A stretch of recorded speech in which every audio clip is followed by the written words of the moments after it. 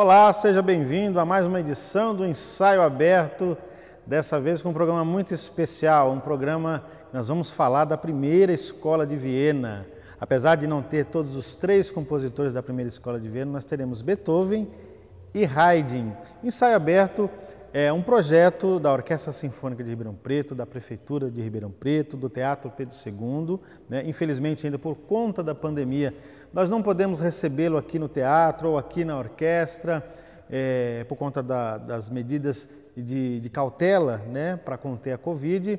E nós estamos então pedindo permissão para entrar aí na sua casa, no seu escritório, na sua escola, para a gente falar um pouquinho então do que é um ensaio de orquestra. Como vocês sabem, uma orquestra, para se apresentar ali mais ou menos uma hora e meia, ela passa dias ensaiando, às vezes até meses, dependendo do repertório. Uma orquestra ela toca de maneira acústica, nós não usamos instrumentos que são eletrônicos, com exceção rara de um instrumento que é o teclado, porque às vezes nós não temos acesso a um outro instrumento que era usado para tocar na orquestra, que é o cravo. Então, às vezes a gente precisa usar um instrumento sintetizador, no caso do teclado. Então, esse é o único instrumento eletrônico que eventualmente a gente usa. Todos os outros são instrumentos acústicos, Você já sabe, a orquestra é formada por 4 famílias: a família das cordas, a família das madeiras, a família dos metais e a família da percussão. Bom, como eu disse para vocês, nós vamos falar hoje da primeira escola de Viena, que é nós chamamos de Escola de Viena, esse movimento que consagrou aí compositores que são hoje mundialmente famosos. E Viena, ela estava sempre na vanguarda da música e da arte na Europa. Isso eu estou falando do século XVIII. Então, a primeira escola de Viena é composta pelo Haydn, pelo Mozart e pelo Beethoven. Nós vamos falar um pouquinho do Beethoven e dessa abertura maravilhosa que é conhecida como as Criaturas de Prometeus. Bom, essa música foi encomendada para o Beethoven, o Teatro de Viena, o Corpo de Balé de Viena encomendou essa obra, Então ele escreveu uma música para balé. Nós vamos tocar hoje apenas a abertura, mas é uma obra mais completa, que tem mais ou menos aí 1 hora de duração, com vários movimentos, Nós vamos apresentar para vocês hoje a abertura. A abertura ela foi escrita em 1801, na mesma época que foi escrita a Sinfonia número 1 de Beethoven. Então você vai perceber uma coisa peculiar. Os primeiros acordes são, no que diz a estrutura harmônica, são muito parecidos entre a primeira sinfonia e a abertura. Você vai ver que é muito interessante essa peça. Ela começa com alguns acordes secos, e logo irrompe uma melodia bonita lá nos oboés.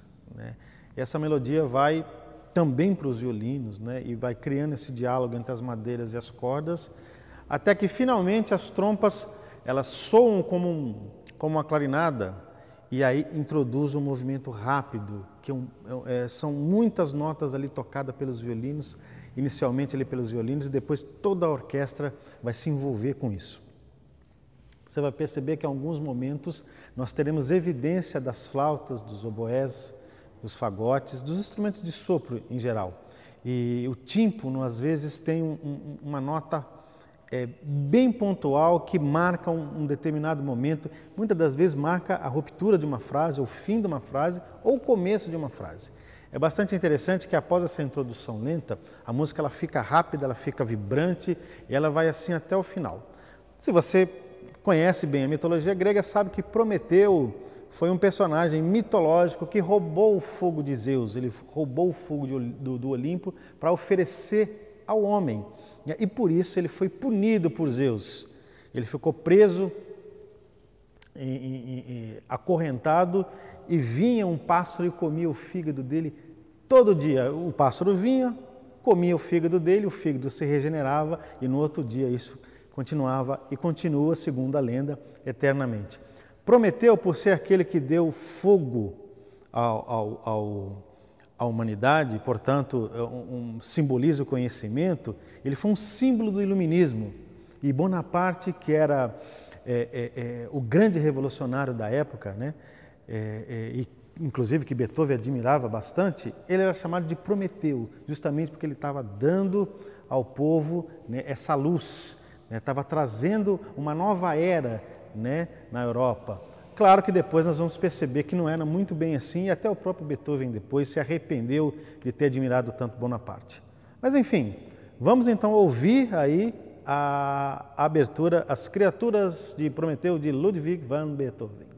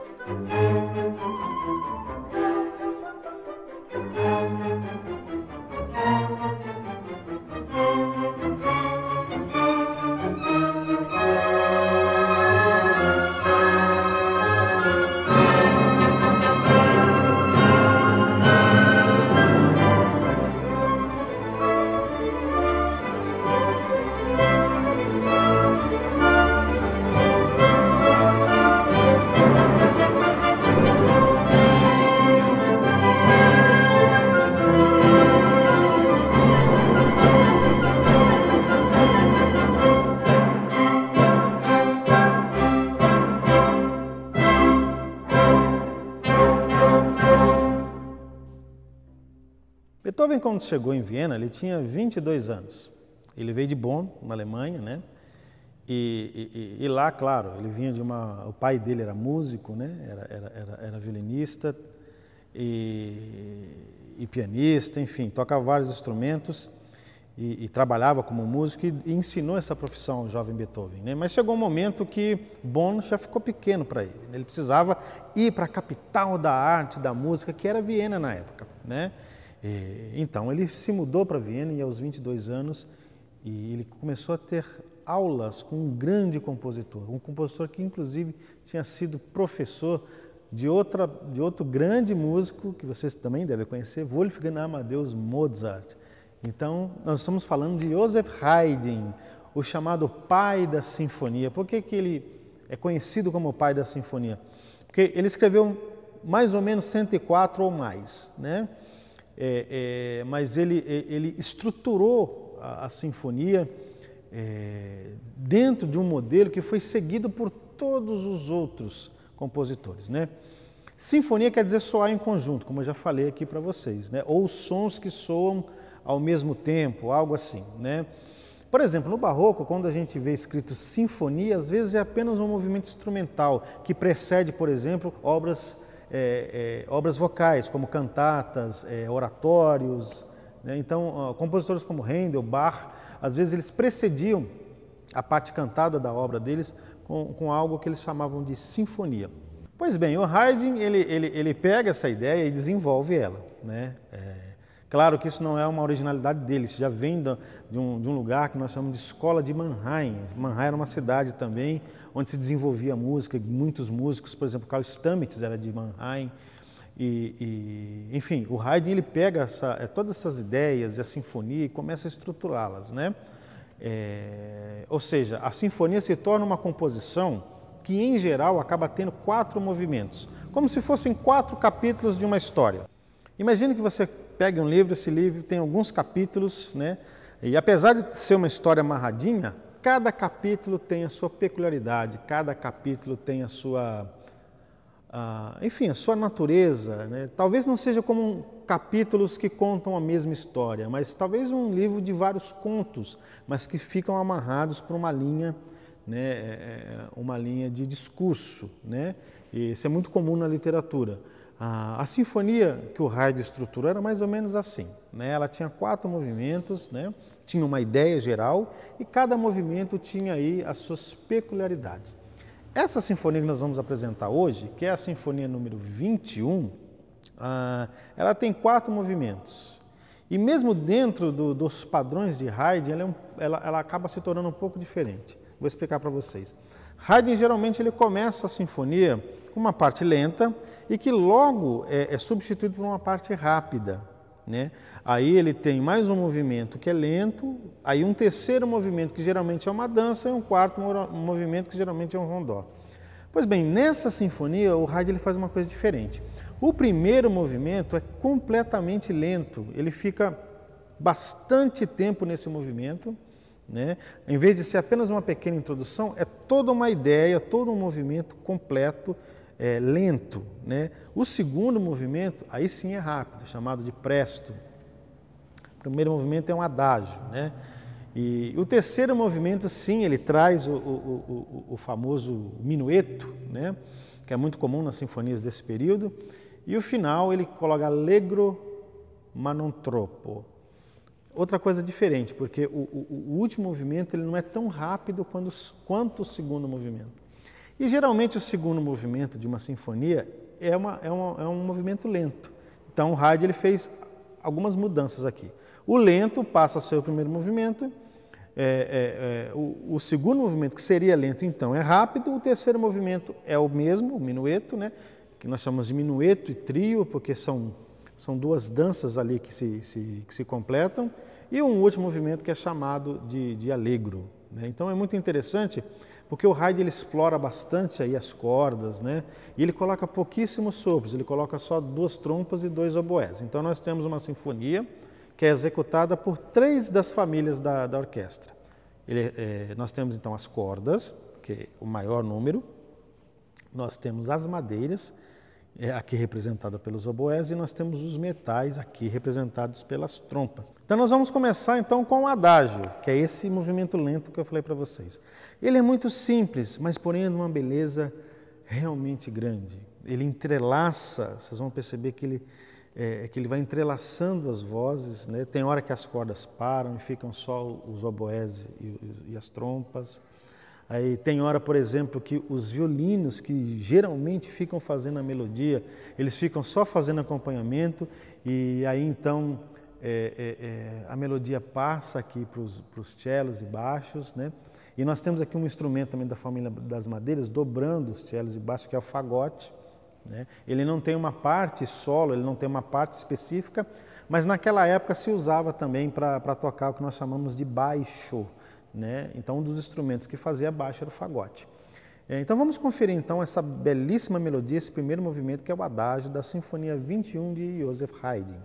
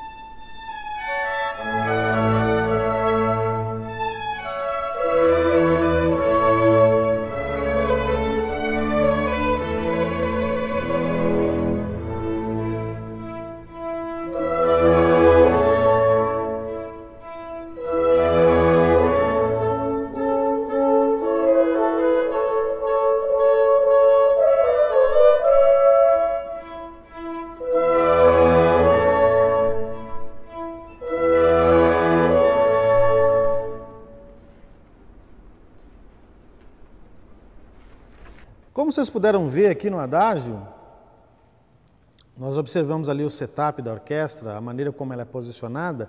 Geralmente o fagote ficaria ali atrás dos oboés, mas nesta música nós utilizamos ele aqui pertinho do cello baixo, justamente porque eu falei para vocês, porque ele faz parte dos instrumentos que na época faziam o baixo. Então nós tínhamos, por exemplo, o fagote, nós tínhamos o cravo, nós tínhamos a teorba, o alaúde, né, e também outros instrumentos que poderiam aí, no caso do violone, né, que é um parente aí do contrabaixo também, né? Tinha o contrafagote, que hoje é um instrumento grande e é enrolado, mas na época ele não era enrolado, então é um instrumento enorme assim, que às vezes se utilizava também, né? Então é por isso que vocês vão ver aqui o fagote posicionado de uma maneira diferente daquela que vocês já estão acostumados. Bom, agora nós vamos para o presto, que é um movimento bastante rápido, bastante intenso, que tem um monte de notas. Vocês vão ver ali os violinos tocando muitas notas, né?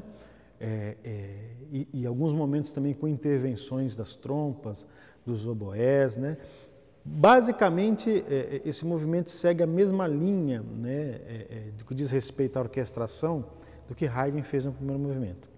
Algumas horas a gente tem os instrumentos de sopro um pouco mais evidentes, outros momentos não, eles fazem completamente parte da orquestra, e, portanto, eles têm um valor timbrístico. O que é timbre? Timbre é a característica que um instrumento tem ou que uma voz tem, né? Por exemplo, se você ouve às vezes o som de uma trompa, de um trompete, de um trombone, você pensa, esse é um instrumento de metal, então tem um timbre de metal. Se você ouve, por exemplo, violão ou uma harpa, né, e você sabe que é um instrumento de cordas ali, dedilhadas, né, ou se é um instrumento de arco flexionado, enfim. Essa característica que faz com que você reconheça o instrumento é que nós chamamos de timbre. Assim como a voz, né, tem a pessoa que tem a voz mais fina, a voz mais grave, a voz mediana. Então, essa diferença de voz, principalmente num coro, que nós chamamos de timbre.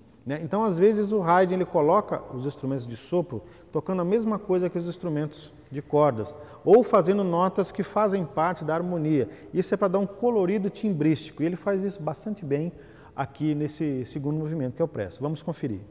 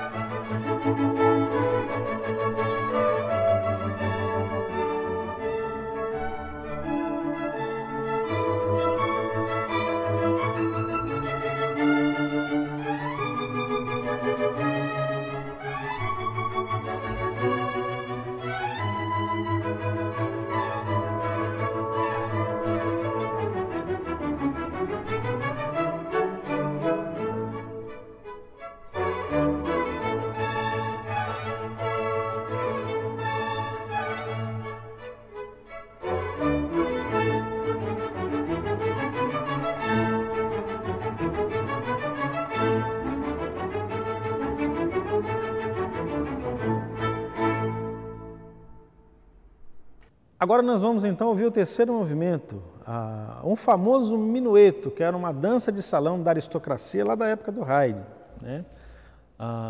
Realmente ela tem esse movimento de dança, né? E aqui ele faz uma coisa bonita, ele coloca as cordas tocando inicialmente o que nós chamamos de antecedente, né?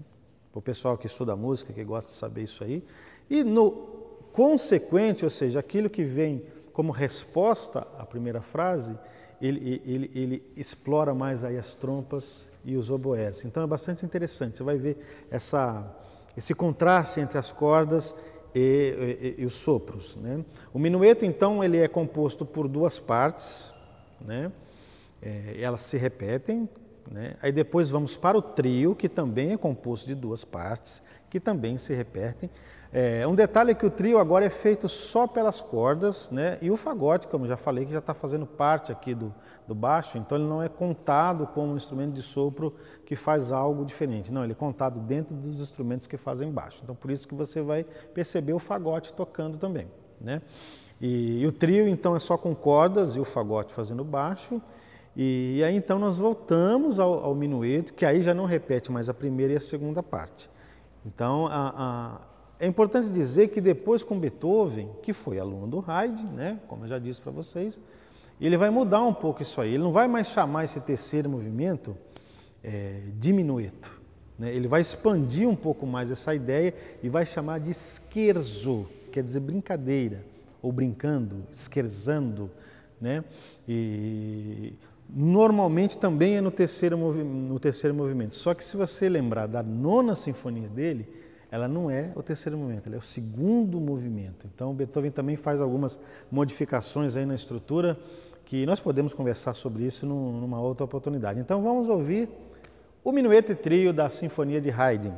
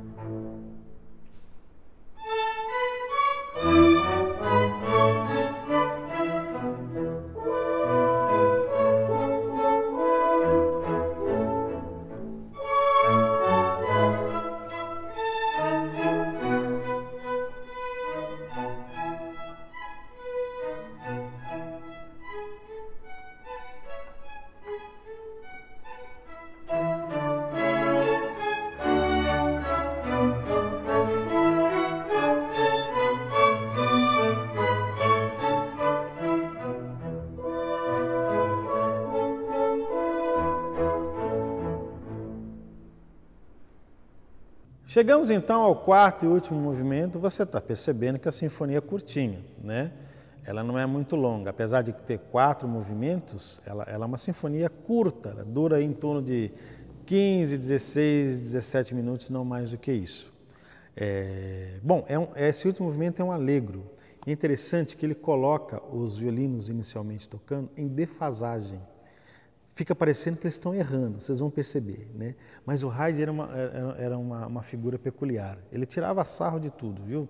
Ele era uma pessoa assim de muito bom humor.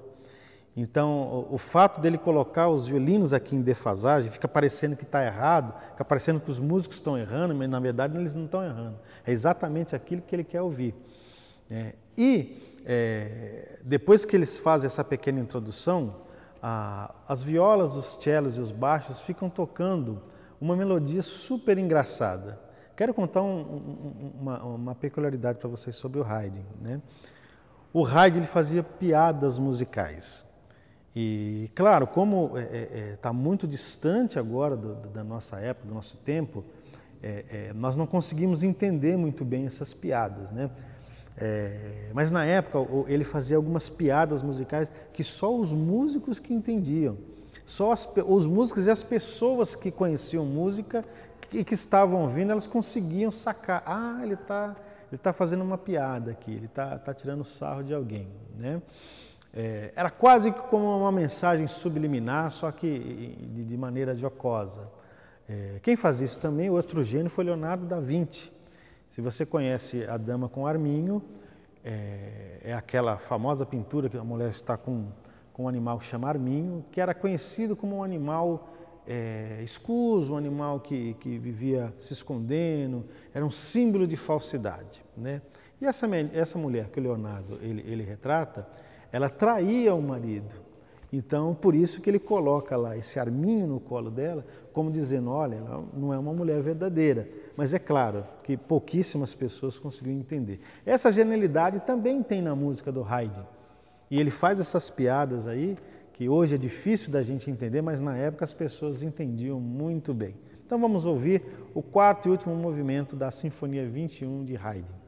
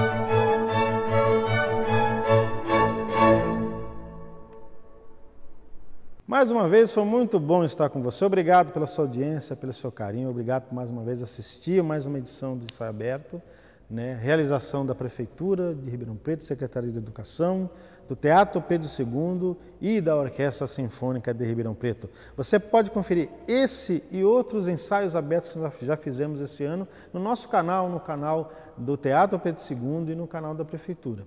Contamos com vocês, esperamos vê-los em breve, numa próxima edição do Ensaio Aberto. E um grande abraço, até a próxima!